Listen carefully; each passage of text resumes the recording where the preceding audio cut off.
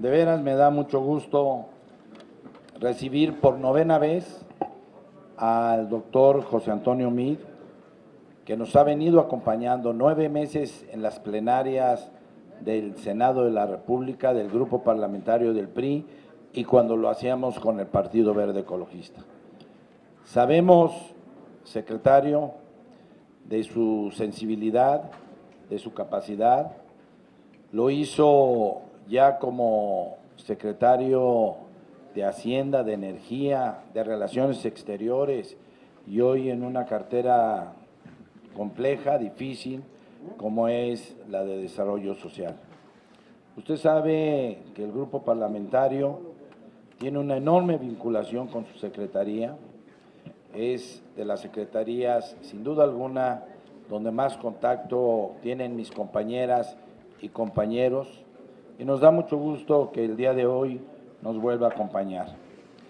Quiero informarles a mis compañeras y compañeros que el doctor Meade tiene a las 5 de la tarde su comparecencia con la Cámara de los Diputados, con la fracción del PRI, por eso hay que ser cuidadoso en el tiempo del doctor Meade. Un hombre puntual, llegó a la hora que le marcamos, un hombre que con toda paciencia estuvo platicando con compañeras y compañeros que fueron a acompañarlo y que yo a ustedes les agradezco y que estoy seguro, porque lo conozco bien, que será una intervención muy fluida, muy ejecutiva y sin duda alguna muy fructífera para el trabajo de las senadoras y de los senadores. Lo felicito, secretario, con respeto, con cariño, con aprecio, por su capacidad, por su talento, por su inteligencia, por su profundo amor a México y por su lealtad con el presidente Enrique Peña Nieto. Quiero agradecer que le dé la importancia como siempre lo ha hecho y esté acompañado hoy por un ex compañero nuestro, Eviel Pérez Magaña, subsecretario de Desarrollo Social, bienvenido. Con una compañera que trabajamos mucho en la Cancillería, con Vanessa Rubio, subsecretaria, bienvenida también. Con Julio César Guerrero, un joven talentoso que siempre tiene un contacto directo con el Senado de la República y con nuestro grupo, con Julio Guerrero, con nuestro amigo que estuvo en la Cámara de los Senadores trabajando en el jurídico y hoy es el abogado general y comisionado para la transparencia, mi tocayo Emilio Suárez, por Paula Angélica Hernández, coordinadora nacional de Prospera, por Héctor Pablo Ramírez,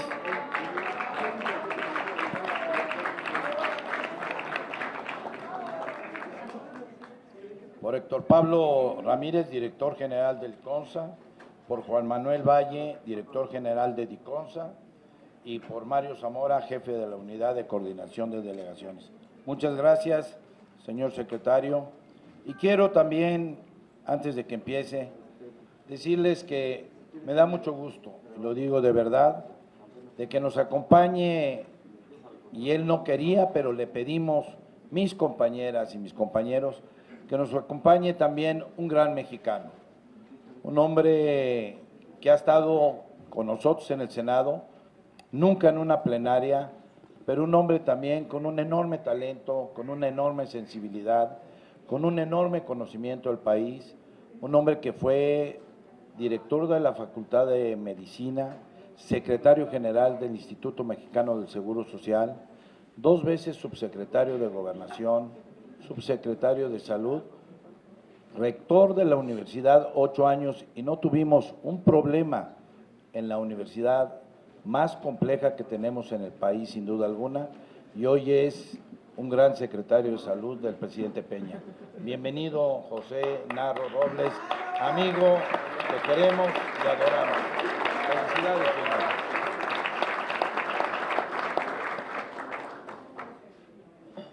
Secretario, sabemos, porque hemos podido estar platicando con ustedes, del trabajo que vienen desarrollando en la Secretaría de Desarrollo Social. Sé que en muy poco tiempo, en un año, ha podido usted agarrar las riendas de esta Secretaría, de esta secretaría que llama al México incluyente, de una secretaría que sabe perfectamente que de este órgano de gobierno, junto con otros como salud, depende que podamos sacar al país de la pobreza que actualmente se encuentra.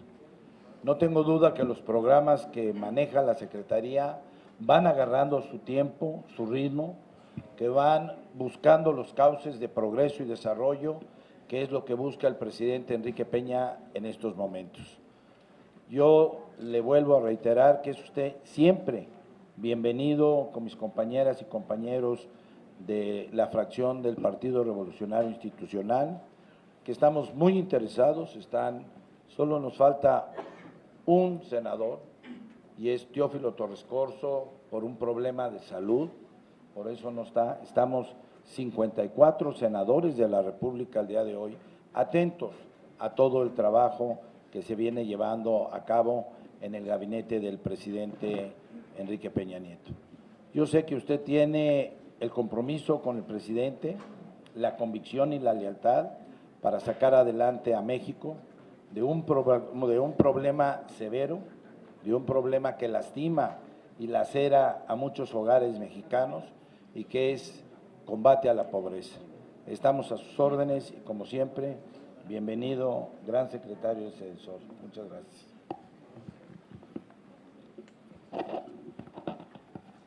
Muchas gracias al senador Gamboa por la invitación y por la presentación. Reiterarle al senador, como he hecho en otras ocasiones, nuestro aprecio, nuestra solidaridad, nuestro afecto y nuestras oraciones a Emilio Gamboa con un gran cariño. Muy contento además de alternar y de compartir la plenaria con el doctor José Narro. Hemos hecho, y aquí se verá, un gran equipo. El presidente nos ha instruido que trabajemos de manera coordinada, que trabajemos de manera cercana.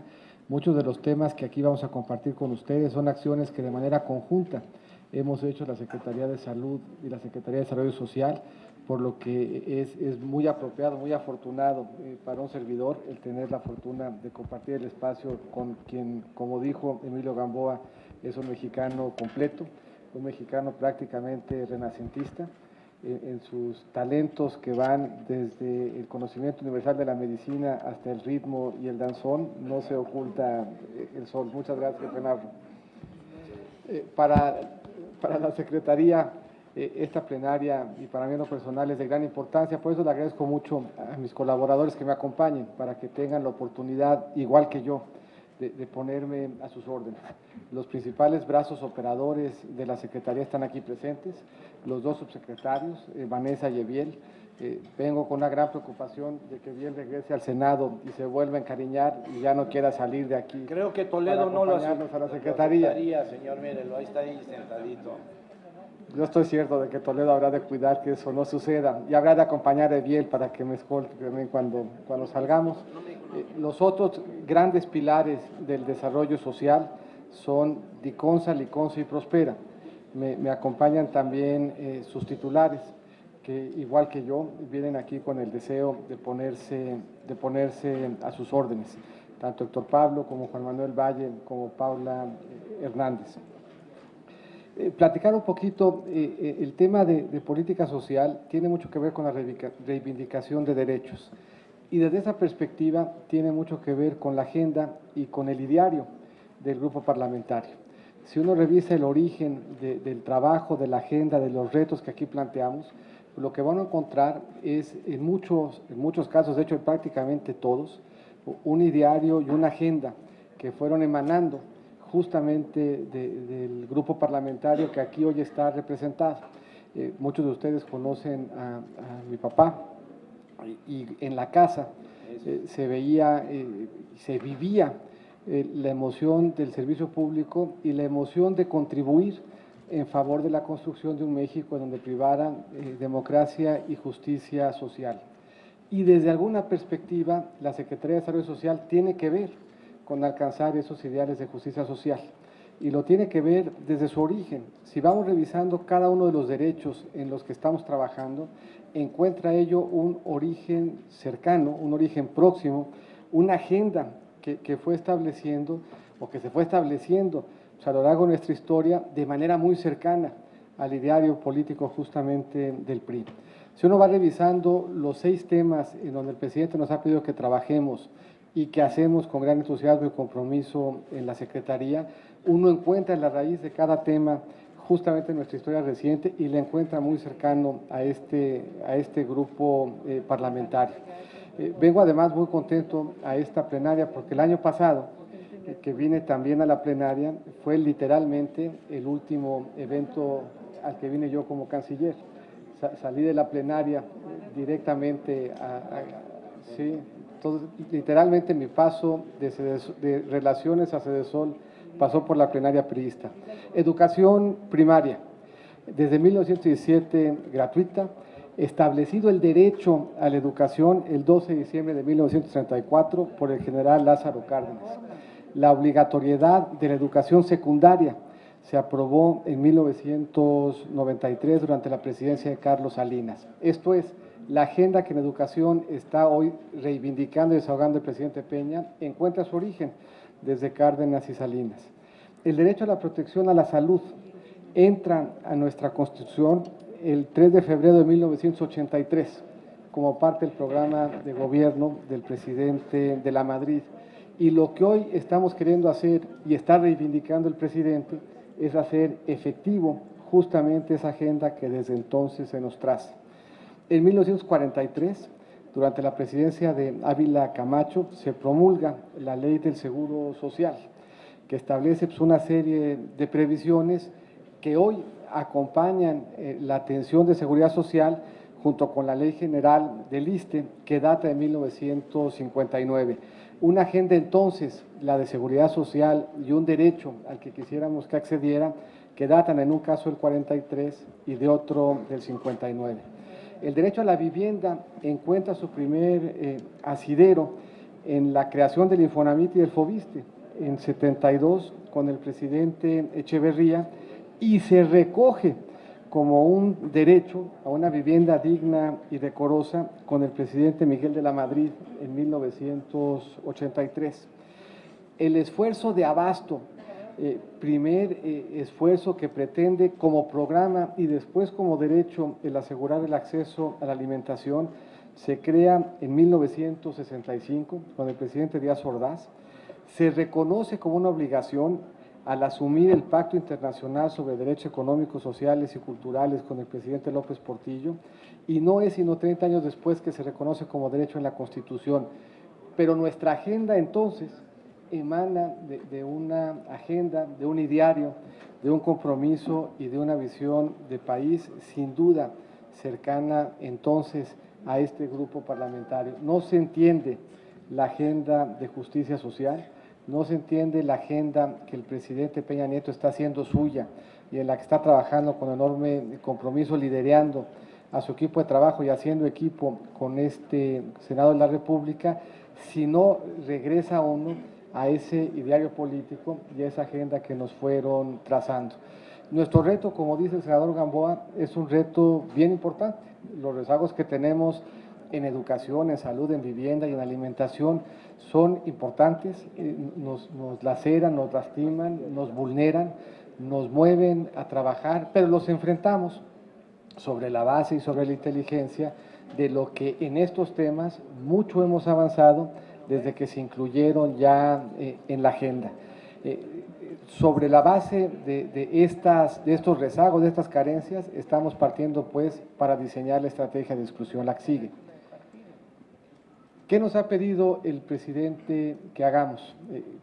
De entrada, trabajando en equipo y hoy pidiendo al Senado que se suma, les habremos de entregar, de hecho tiene cada uno de ustedes ya en su lugar, un diagnóstico de cuál es la situación que guardaba el país en el 2014, los retos que enfrentábamos, cuál era la circunstancia por la que atravesaba cada una de sus entidades federativas, cuáles son las acciones que en cada entidad federativa estamos haciendo y cuáles son, a nuestro juicio, el decálogo de acciones que el presidente está encabezando, que se anclan en la estrategia que abreva de estos idearios de los que hemos comentado. Pero quisiera yo poner de relieve, y quisiera hacerlo, y lo hago ahora en presencia del doctor Narro, que es un trabajo que el presidente lidera en equipo. No hay una sola acción de las que aquí habremos de platicar en donde no esté involucrada más de una secretaría. No hay una acción de gobierno que se haya hecho aislada. Lo que aquí estamos presentando es un gobierno que trabaja coordinado, que trabaja cohesionado, que está buscando por la vía de ese despliegue conjunto, en equipo y trabajando con absoluta lealtad y conducción y claridad del presidente para hacer lo que aquí estamos haciendo. ¿Qué estamos haciendo? A lo que nos gustaría, insisto, invitaros a que se sumara. El derecho a la educación primaria y secundaria data del 34 y del 93, pero parado en el 2014, 22.4 millones de mexicanos no lo podían ejercer a plenitud. Y no lo podían ejercer a plenitud por dos razones: o porque eran niños entre 3 y 15 años que no estaban yendo a la escuela, o porque eran adultos que, a pesar de la obligatoriedad del gobierno de darles primaria y secundaria, no lo había hecho. Y por lo tanto, o no tenían los conocimientos y no los podían certificar, o habiendo incluso adquirido los conocimientos, no podían certificarlos, y que ese certificado les abría la posibilidad de nuevos espacios de oportunidad. Pongo en perspectiva el esfuerzo que está haciendo el presidente. Rezago histórico de niños entre 3 y 15 años de 2,5 millones de niños.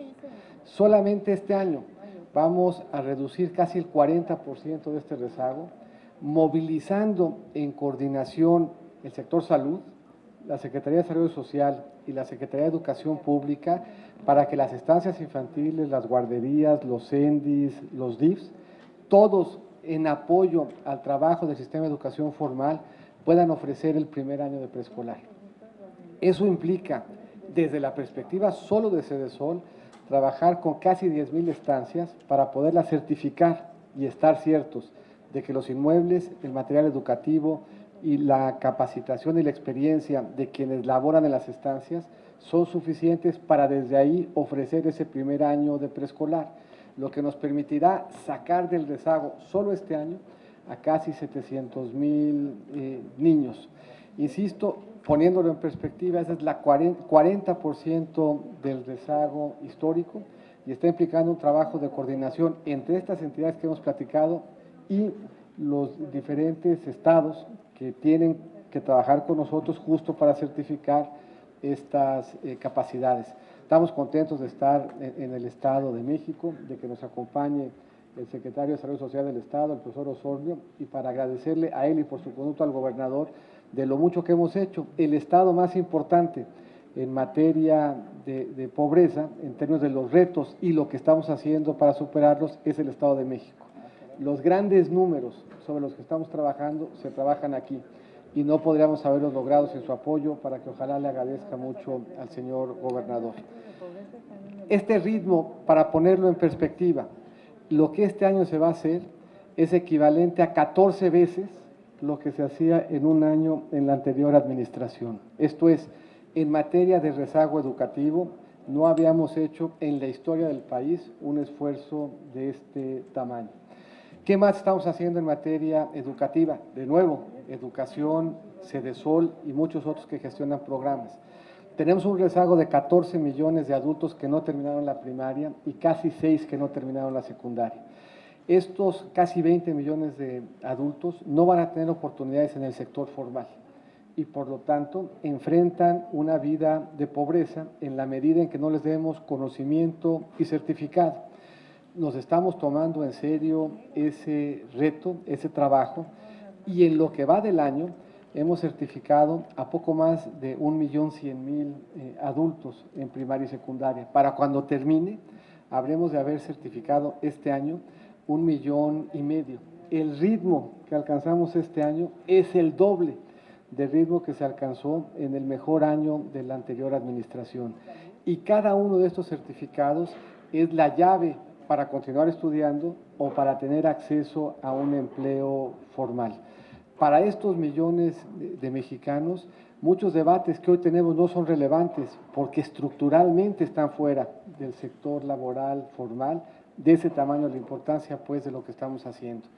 Y en uno y en otro, en lo que estamos haciendo con estancias y en lo que estamos haciendo en materia de certificación, la importancia de dignificar con la presencia nuestra, con la presencia del gobierno, con la presencia de los legisladores, el esfuerzo de quienes trabajando desde la sociedad están certificando sus estancias, están regresando a tomar los exámenes, vale la pena que estemos con ellos cerca en reconocimiento de ese esfuerzo. En materia de alimentación, el despliegue que hemos hecho es un despliegue que hace 3 años no hubiese sido posible. Apunto un par de datos. 36 millones de beneficiarios de algún programa alimenticio del gobierno, que va desde desayunos escolares hasta comedores comunitarios, pasando por las acciones que se hacen en la red de abasto social de Liconza, en el programa de leche de Liconza. Un esfuerzo importante además para que este esfuerzo de presencia alimenticia al mismo tiempo fomente mejores hábitos y combatamos así no solamente desnutrición y anemia, sino obesidad que se traduce en riesgos de hipertensión y de diabetes. Pero para poner en perspectiva solamente uno de estos esfuerzos, hoy en los comedores comunitarios, mientras estamos aquí hablando, de que yo llegué para acá, desayunaron 550,000 niñas y adultos mayores y ahorita están comiendo 550,000 niños, adultos mayores y mujeres embarazadas en un comedor comunitario. 1 millón de raciones diarias en un programa que data de esta gestión. Pero en su conjunto, el despliegue de apoyos alimenticios que en un mes implica 250 millones de apoyos, la mitad son apoyos que se generaron durante esta administración. La que sigue. ¿Qué estamos haciendo en materia de salud y en materia de seguridad social? Y de nuevo, me da la oportunidad de agradecerle al secretario Narro, porque nada de esto se hubiera podido hacer si no fuera por su cooperación y por su disposición. Y claro, esa cooperación y disposición en mucho ayudó a que el presidente nos hubiera instruido a los dos. Eso siempre ayuda a que cooperemos generosamente juntos. Pero ¿qué estamos haciendo para ponerlo en perspectiva? Cuando empezó la administración, en las familias de Prospera que atiende Paula, 10.4 millones no tenían acceso a una cobertura de salud. Y los adultos mayores, 3,5 de ellos no tenían acceso a un acompañamiento de salud, siendo unos y otros poblaciones que enfrentaban condiciones de vulnerabilidad. Para cuando termine este año, todas las familias de Prospera y todos los adultos mayores habrán de haber sido afiliados al programa de Seguro Popular, por lo que juntos los dos programas, Prospera Adultos Mayores y Seguro Popular, habrán de tener cobertura universal en beneficio de los mexicanos que estando en estos programas tienen condiciones especiales de vulnerabilidad. Nos acercamos así prácticamente a dar cobertura universal en materia de salud. Es por excepción ya que un mexicano no tiene acceso a medicina, a médico o a clínica para tener un reto de salud.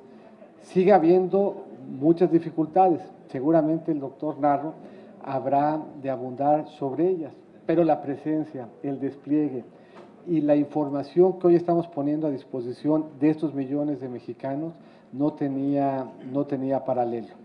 El presidente de la Madrid, aquí lo comentamos, decretó el derecho que tendrían los estudiantes para atender su salud en el Instituto Mexicano del Seguro Social. De entonces para acá, ese derecho solamente lo conocían 1,5 millones de los 7 millones de estudiantes que habían en el país. 2 millones lo sabían que tenían derecho a ir al IMSS por ser hijos de beneficiarios. 3,5 millones no sabían que tenían derecho al IMSS. El gasto promedio de bolsillo de quien en México es de más o menos 45 centavos por cada peso de gasto. Esta decisión va a implicar para 3,5 millones de mexicanos que no sabían que podían ir al IMSS, que su gasto de bolsillo en salud se vaya a cero. Y va a permitir además que en la medida en que los entusiasmemos a que usen la parte preventiva del instituto, sea la primera generación que tenga alguna oportunidad de cambiar su epidemiología, y eso lo va a decir mejor el doctor Narro, que le sale hacia adelante. ¿De qué tamaño? Quien va al IMSS y se mide 2 veces al año, reduce su probabilidad de diabetes en el 80%. 1 de cada 10 mexicanos, en ausencia de ese cambio, está hoy casi genética, inevitablemente condenado a tener diabetes.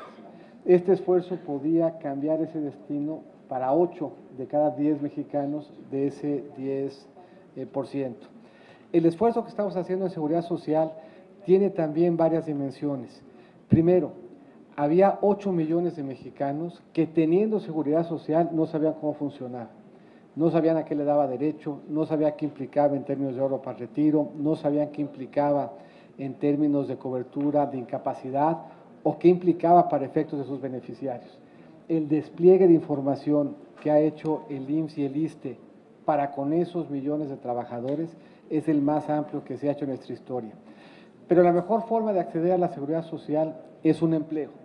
Se ha dicho, seguramente lo platicó aquí el doctor Videgaray, que en esta administración se han generado 2 millones de empleos. Pero yo quisiera poner en perspectiva lo que esto implica. En todos los empleos que se han generado, nuestro saldo histórico es de poco más de 18 millones de empleos. Eso quiere decir que 1 de cada 9 empleos de los que hoy tenemos en el país se generaron en esta administración.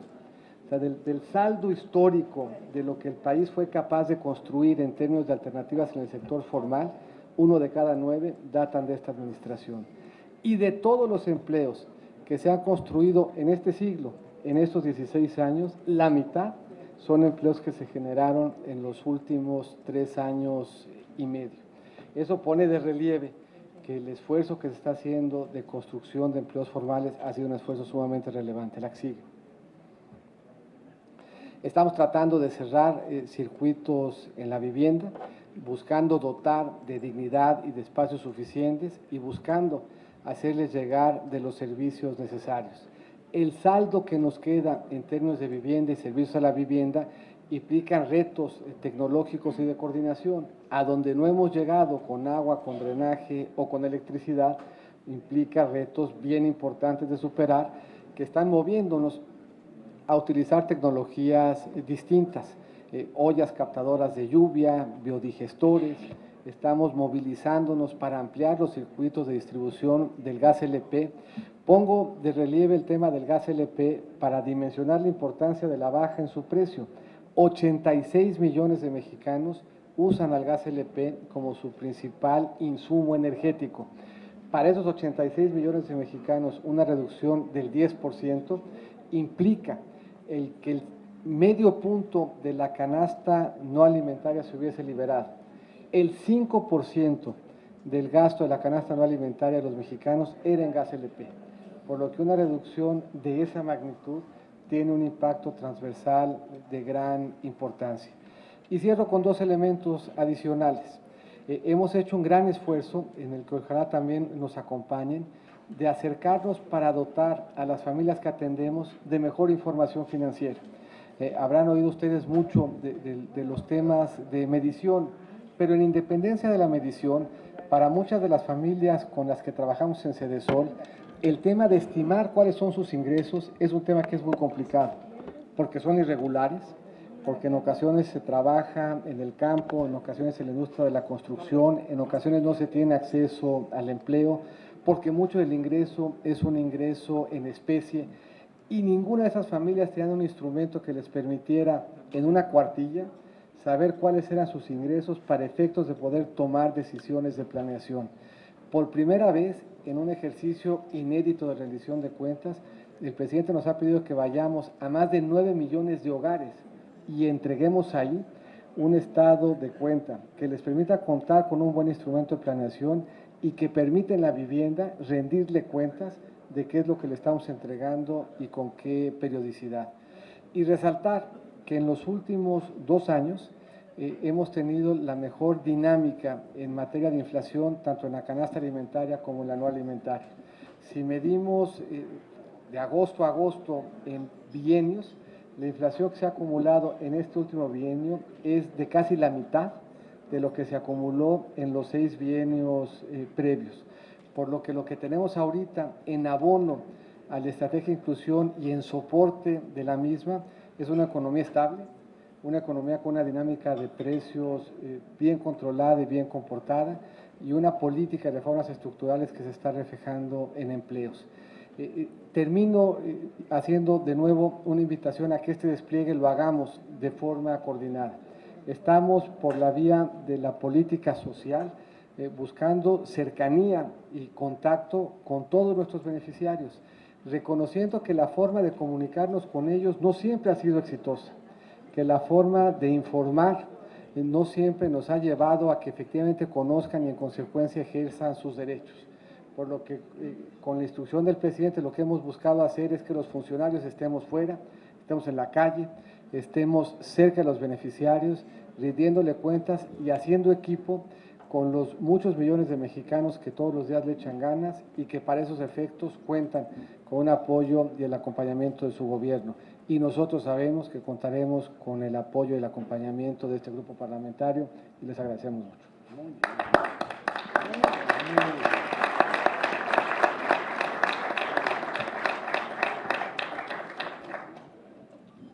Señor secretario Meade, muchísimas gracias.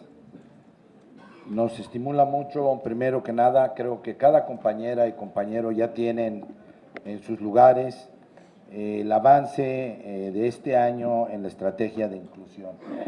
Creo que los datos son muy duros, en el buen sentido de la palabra, que vamos por el camino correcto, que la coordinación que está haciendo la Secretaría a su cargo, con secretarías como la de Salud, que es una secretaría para el grupo parlamentario del PRI muy importante, fundamental. Ahí están los doctores y las enfermeras que llegan a todas las casas o a todos los hospitales a cuidar lo que más aprecia cualquier ser humano, la salud.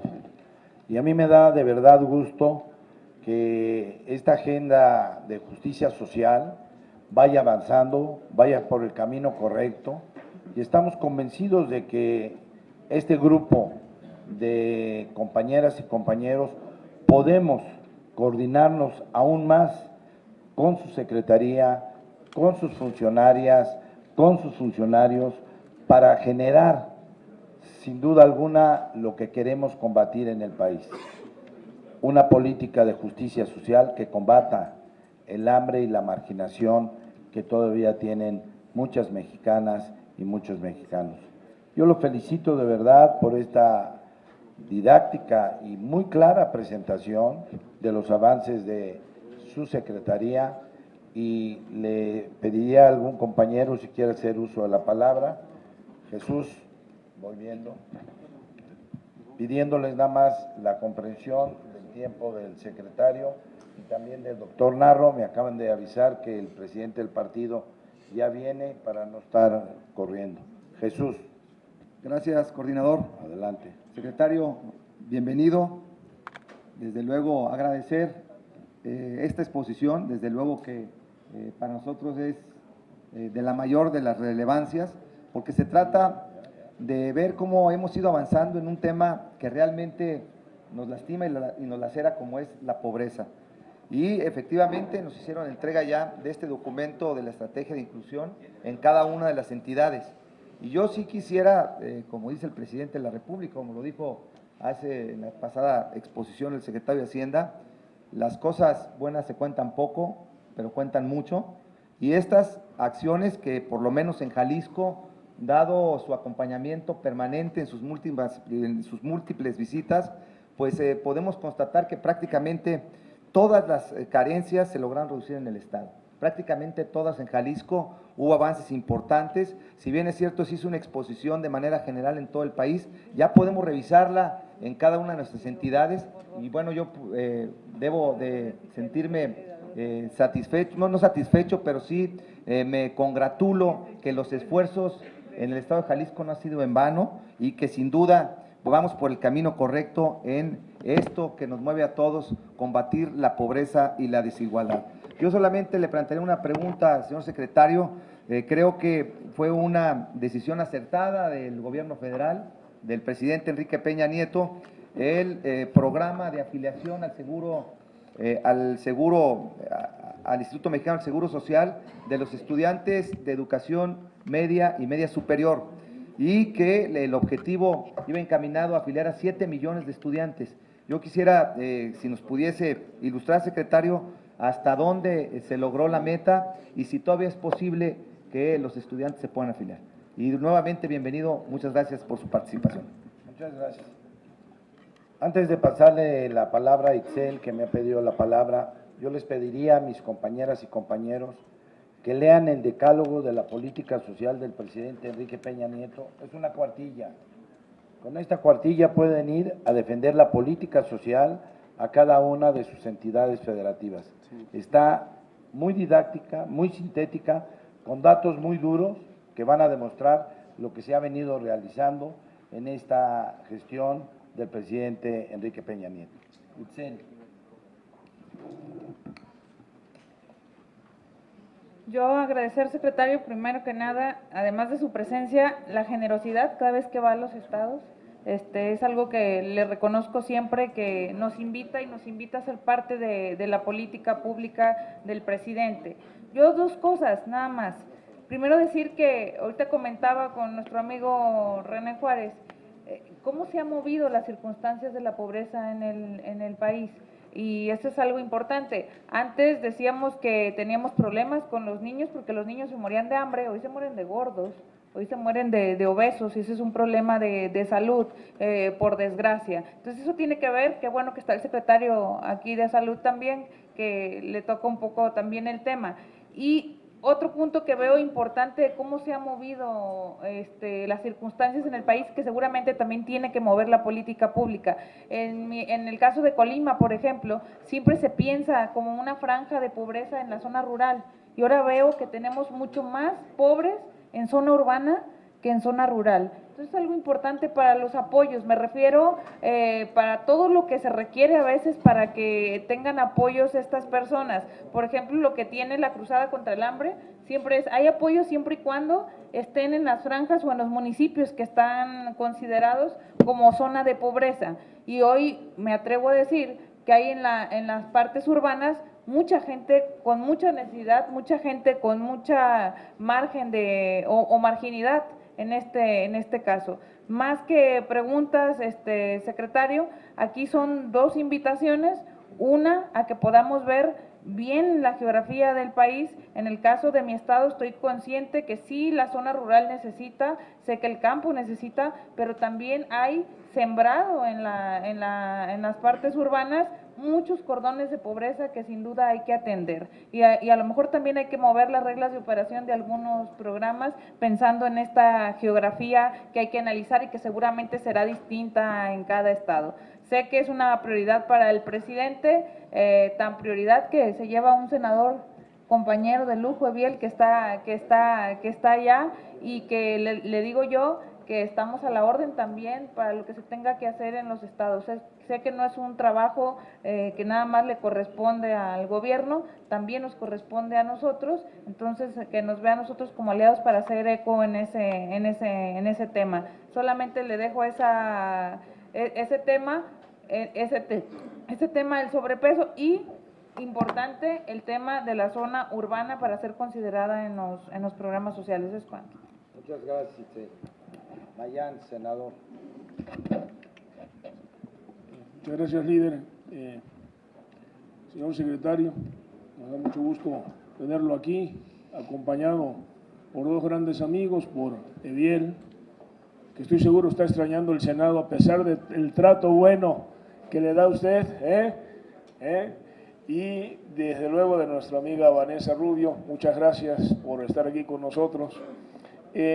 Yo ayer, en la comparecencia de la canciller, señor secretario, hice un reconocimiento a la política exterior del señor presidente, y dije allí que por fin había en este sexenio una verdadera política exterior de México, y ese mérito de los logros, los alcances, pues se debe al trabajo de la canciller sin duda en este año, pero también desde luego al impulso, a la definición de la estrategia y al trabajo realizado por usted y su equipo en la Cancillería. Definió una estrategia, una política, reconcilió a México con buena parte de América Latina, con el mundo, y la presencia hoy es de un gran liderazgo. Entonces, ese reconocimiento lo hice ayer, lo hago hoy delante de usted, delante de Vanessa, y también hoy por la exposición que tenemos justo hace un año, asumió la Secretaría de Sedesol, vemos un nuevo enfoque, una nueva política económica, una nueva estrategia, social, una nueva política social, una nueva estrategia para abatir los índices de rezago y pobreza en nuestro país, a través de una política de inclusión. Esto es muy importante y desde luego agradezco mucho la información que nos está dando por estados, porque el país es muy distinto en sus regiones y en sus entidades. El sur-sureste, como usted sabe, lo hemos planteado muchas veces, cuando usted estaba en la Cancillería, la frontera sur pues, es una realidad distinta al centro y al norte. En el caso de Tabasco vimos precisamente cómo Tabasco es el único estado del país que, habiendo estado hace 30 años en una posición de privilegio entre los 10 primeros en términos de desarrollo y crecimiento económico, hoy está cayendo a los últimos lugares. Pasó en muy poco tiempo de ser puntero a un término medio y hoy se está desprendiendo de ese grupo medio de desarrollo y crecimiento, alcanzando a los rezagados, a Oaxaca, a Guerrero y a Chiapas.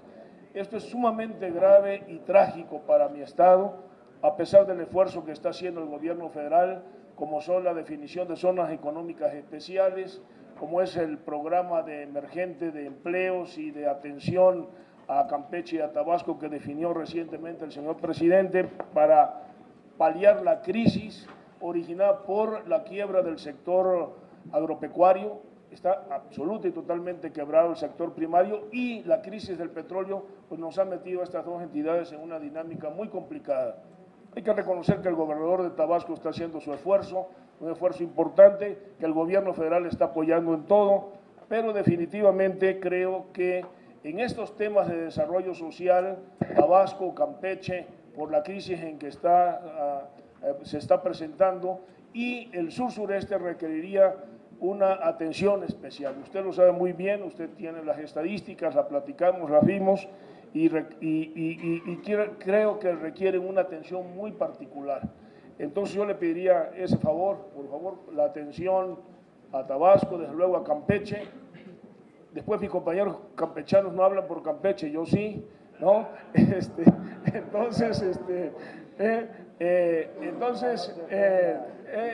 una broma, es una broma. Es broma, es romper el hielo aquí, estamos muy formales, ¿no?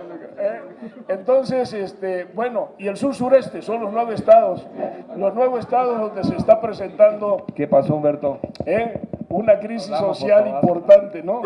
Es broma, es nomás para que despierten. Entonces… Pozos y Oscar.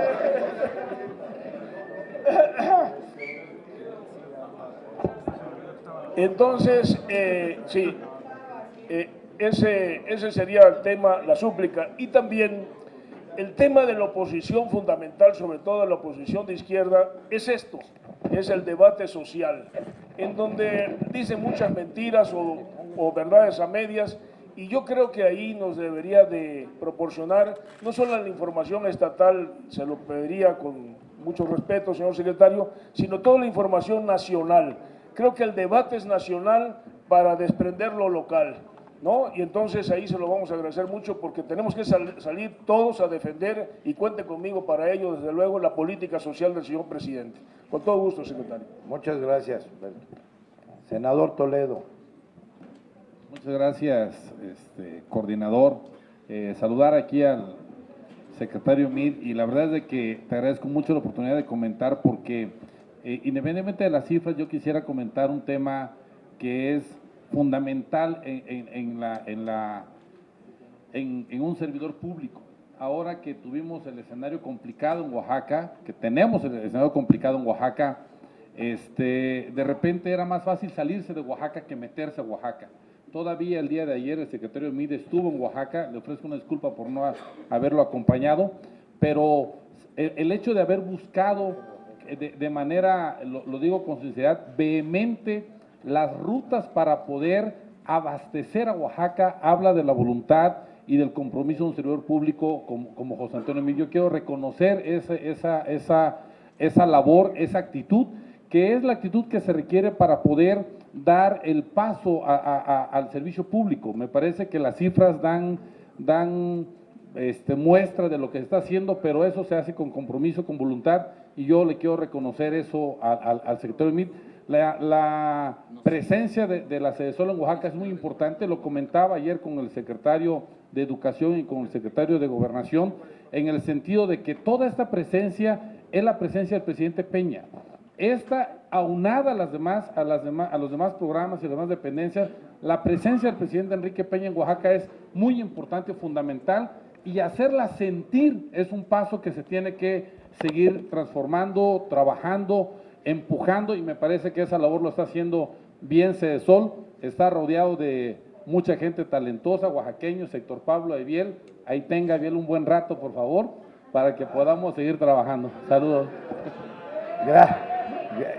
Muchas gracias, Jorge.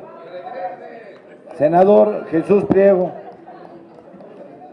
Señor secretario Meade, aprovecho esta oportunidad para agradecerle la visita que hizo con el señor presidente al estado de Hidalgo, al municipio a donde están las instalaciones de Diconsa que fueron a inaugurar. Y también lo bueno se dice, principalmente, su equipo de personal los atendió muy bien. Uno de ellos, el maestro Antonio Rojas Navarrete, otra licenciada que estuvieron monitoreando nuestra llegada y todo lo demás. Lo agradezco públicamente y su secretaría va muy bien. Lo felicito y muchas gracias. Muchas gracias, Jesús. Señor secretario, yo quiero de verdad felicitarlo a nombre del grupo parlamentario del PRI. Siempre lo he comentado con usted y con el señor presidente de la República. Aquí el grupo lo ha acogido bien desde que fue canciller, un gran canciller. Estuvimos muy en contacto con las compañeras que llevan comisiones de la Cancillería, con compañeros que estaban en las comisiones. Tuvimos una estrecha liga de comunicación y lo volvemos a hacer ahora que es usted secretario de Sedesol. De veras, nos quedamos muy complacidos, muy satisfechos, lo felicitamos de verdad y le pedimos que estemos más en coordinación. Nos interesa ayudar la política social del presidente y con quien es el responsable, que es nuestro amigo, el secretario Meade. Muchísimas gracias, bienvenido y estamos muy complacidos con su gran presentación. Felicidades.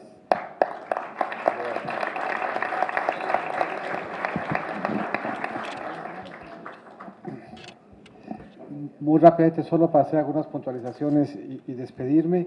El esfuerzo de afiliar a los estudiantes, dándoles a cada uno el número social definitivo, se terminó ayer en Oaxaca, como decía Jorge, con 6.6 millones de estudiantes afiliados, pero se le tendrá que dar mantenimiento semestre tras semestre para que permanentemente esté vigente el padrón, y luego se tendrá, en un tema que yo creo que es bien importante, una vez habiendo informado y afiliado, tenemos que diseñar, el doctor Narro, que es talentoso para eso y más, que le queda chico todo eso, pero para que vayan, porque sí, lo importante del esfuerzo que está haciendo en materia del IMSS, sí es lo curativo. Este año, solamente este año, 1 millón de citas médicas que antes hubieran pagado los estudiantes se van a subir en el IMSS, 45,000 cirugías que hubieran pagado los estudiantes se van a subir en el IMSS, pero lo que nos gustaría es que hubieran 6.6 millones de estudiantes que fueran 2 veces al año.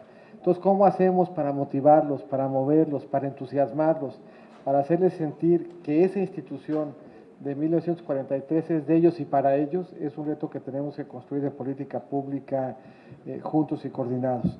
Respecto de lo que decía la senadora Itzel, estamos en la mejor disposición de revisar con Vanessa justamente ese despliegue de flexibilidad en la definición de los polígonos para que la atención sea la adecuada. Viene un poco cuál es la medición que hace Coneval con el tema que hemos acá comentado siempre. Esa es una encuesta que se hace en cabeza del ciudadano, que tiene mucho valor, porque pone la evaluación en lo que el ciudadano está sintiendo y nos obliga como gobierno a que sea trabajando con el ciudadano, como lo vayamos empoderando en todo este universo de acciones. Y hemos visto un país que se mueve en la dirección de menos pobreza extrema, de mejor acceso a derechos, pero que por la dinámica de precios e ingresos ha tenido mayor pobreza moderada. Esperamos que eso se empiece a revertir, porque lo que hemos visto en los últimos años, en los últimos 2 en concreto, es más generación de empleo, más fortaleza de ingresos y un entorno de precios mejor, que debiera de ayudarnos a que en materia de pobreza moderada también entreguemos mejores elementos. Agradecerle mucho al senador Mayans, él coordinó los esfuerzos de trabajo con la frontera sur.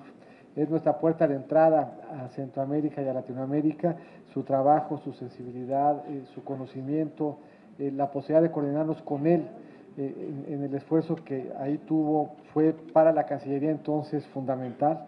Y hoy desde Cedesol, el despliegue y la coordinación que podamos hacer juntos por Tabasco y por Campeche va a ser sin duda un esfuerzo que estemos muy contentos de compartir.